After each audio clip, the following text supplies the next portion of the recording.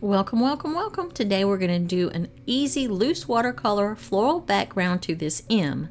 I'm going to show you how I mask it off with just using tape and then cut around it once I got that on there. And then I am going to show you how to paint a load of just loose florals in the background around that M to make it look really pretty. So the first thing you want to do is draw your M into your sketchbook. I used a number 2B pencil, so it's pretty dark graphite so that I could actually see the lines through the tape.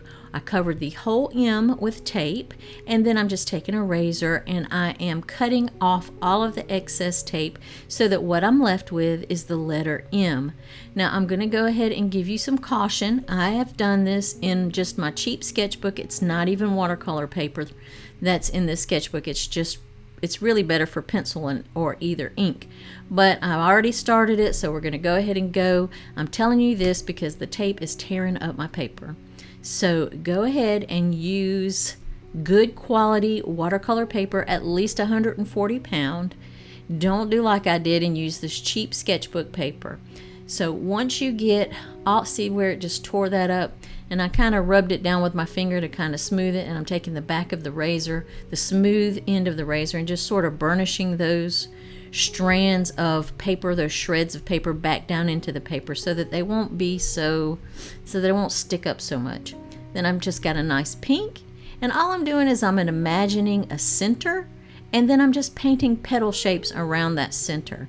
I've got some long ones in the back, and then the front ones are short so that it looks like it's on an angle that you're looking at it, or you can do them all equally sized around that center, and that makes it look like you're looking straight on at the flower.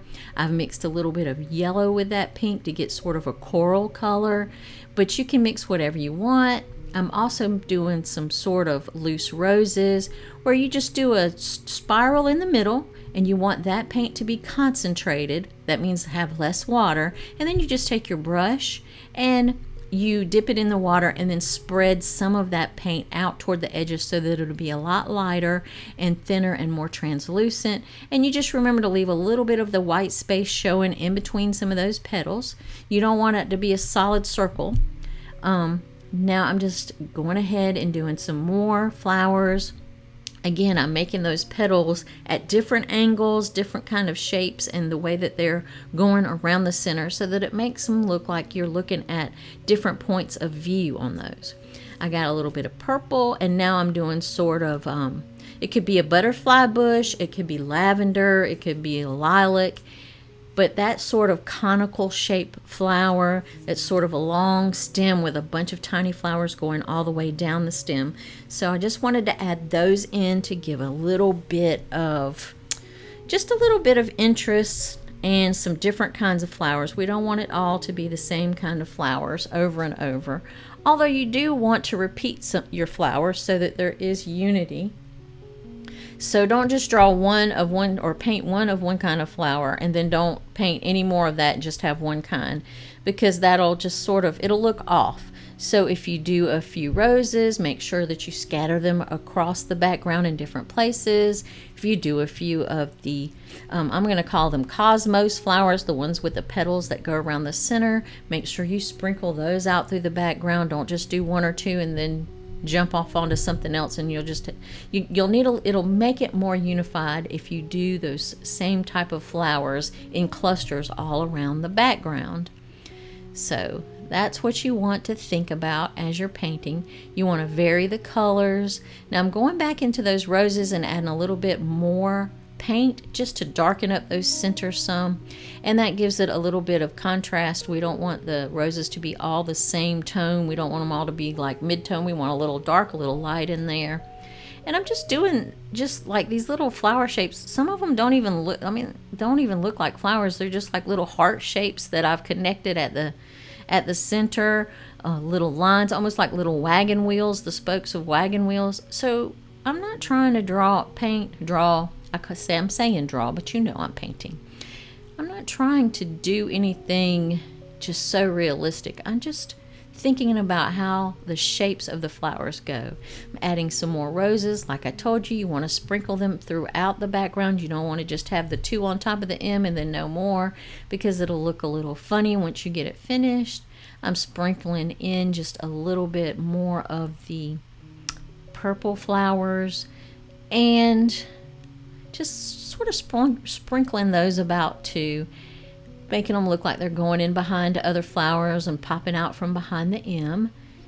And we're just going to keep working our way, just doing all kinds of little flower shapes. Even if you're just doing little dots that are sort of around a circle, that's fine too. You can have different shapes, different sizes, most definitely have different colors. So I'm going to let you watch as I fill in more of the background.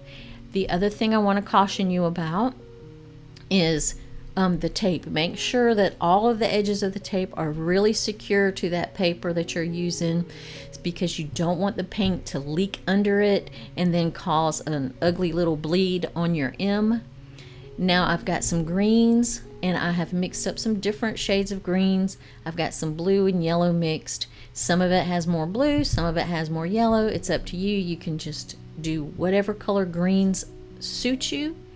I'm going to add a few yellow flowers, and now I'm going to just let you watch for a few minutes as I continue to build up this background with just all kinds of designs of loose florals.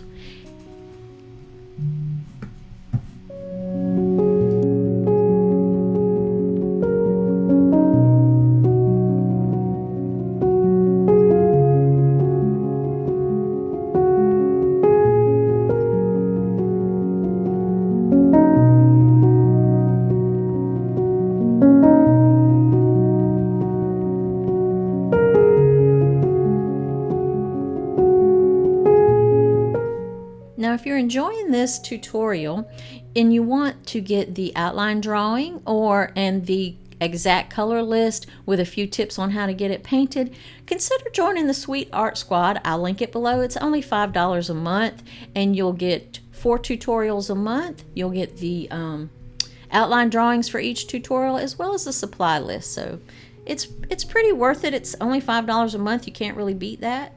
And I just thought I'd mention it just in case you're interested, and I'll link it below. Now I am just going to continue on painting these flowers, again making sure that the tape is fastened well to the paper so that when you go right next to the paint, the paint doesn't leak underneath it. Whew, that was a mouthful. My tongue got wrapped around my eye teeth and I couldn't see what I was saying. And also remember to mix in some yellows near your purples, because those are complementary colors, and they'll give a good contrast and a nice complement. Make sure you get some green leaves by your red flowers or your hot pink flowers. That's also good. And some blue-green by your orange flowers. Think about that as you also want to place your greenery in your leaves. Think about those things. Now I'm going to let you watch as I continue. Now here I am just adding a little bit of more paint into some of the areas to add some shadows and give it a darker look. Now that bottom layer has already dried before I did that, so I've let those purple flowers dry, and then I just added a little bit of more paint into some of the areas to look like shadows. And I'm just going to continue on with all of the different flowers, sprinkling those in. And I'll let you watch, and I will return shortly.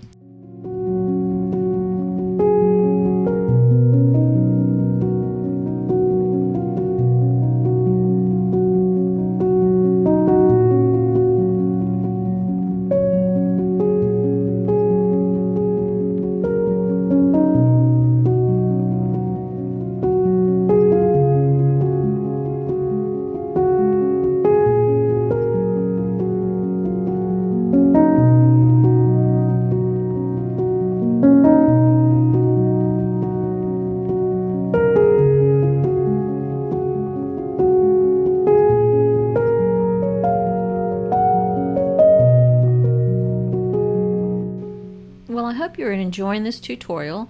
If you are and you want a little bit more, I have a free mini course on how to paint a blue butterfly, and it gives you I think it's 5 video lessons. It's a complete tutorial, but it's just a small tutorial.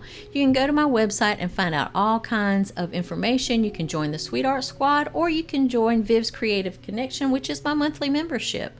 And you can find all that on artwithviv.com if you want to go check it out. Again, link it below. All right, so we are getting that background filled up, and I am varying the size of the flowers, the shapes of the flowers, the colors of the flowers. So those are things you want to keep in mind. Plus, I'm trying to have more unity by repeating the colors of the flowers, repeating those shapes all through the background composition, and repeating those colors. Repetition, repetition, repetition. So that helps with unity. So once you get all of those little flowers in there, you're going to want to start adding in the leaves in a little bit. We're still not there yet, but we're almost there. And those already dried, so I went ahead and put a few little marks for shadows. And my leaves, I'm just doing like little oval shapes. Some of them are going to be long, thin leaves, round, oval type leaves, whatever shape floats your boat. It's your painting. It's your artistic expression, and that's the most important thing. And if it doesn't work, you can always paint it again. It's just paper and paint. So don't get yourself all worked up, or don't get your panties in a wad just because something might not come out just right. Just remember, you can always do it again, and the best part about that is every time you do it, you learn something new. So it's not a waste. If you are learning and you are enjoying yourself and you are enjoying the process of learning, it is not a waste of paper. It is not a waste of paint. It is an investment into yourself and your talent. Look at me being all encouraging. But that's exactly what it is. You are investing in yourself. So I like to see that. I like to see when I have painted paintings over and over and over. And every time I have painted them, I kid you not, I learned something new. And yes, they progressively do get better. It's just like the law. It's the law of art. The more you paint, the better you get. The more you learn, the more mistakes you make, the more you learn. That's just how it goes. So fail fast and fail often. That's what I say. Do as many as you can, because it is an investment in yourself. So I'm getting all these little leaves in here. I mean, they're not like actual realistic leaves, of course. I just want it to look colorful, and I want some of that green to set off some of those reds and oranges. And like I said, you can add a little more blue to your green if you want to put it next to your oranges, because that's a really pretty complementary color scheme, and it just looks nice. So, and also vary the shapes of your leaves, although mine aren't all that varied. They're pretty much all little blobs, but it's okay, because once we get this done and once this is completely dry, we're to go in with a micron pen, or whatever pen that you have that is waterproof, bleed proof. You don't want it to accidentally get wet and then you'll have black ink all over your paper. So I'm using a micron artist's pen, and I am going to sort of define these blob flowers once they're dry. Make sure you let them dry completely before you do that. And then you can come back in, and like I said, I'm just sort of making them have a shape now. I'm giving them a shape with the pen. I'm coloring in the centers with that black pen, making little dots, little stamens. And around those roses, I'm defining some of those petal layers. You know how roses have the gorgeous layers of petals just wrapped around that central part of the flower. It's beautiful. So I'm just putting those in. I'm giving the leaves some shape. And right away you see that black ink, that black outline, it just gives it a little something. It makes it look a lot more graphic, a lot more illustrative. You don't have to do that. You could just add some black ink just to the centers of some of the flowers instead of outlining them. But I'm just going to go ahead and outline them and give them a little shadowing here and there with a little bit of pen strokes, just with some hatching, nothing fancy, and just in some areas. And once you get all of that done, all over, I don't know, it just elevates it to a certain degree, in my opinion. For this particular illustration, this particular painting, I think it just does a little something extra to it. And also make sure you get those little centers in. Those imaginary centers you painted around, you want to go ahead and put some little stamens in there or some little dots, something to make it look like a center. And you'll want to just do that to all of the leaves and all of the flower petals, and then get the centers too.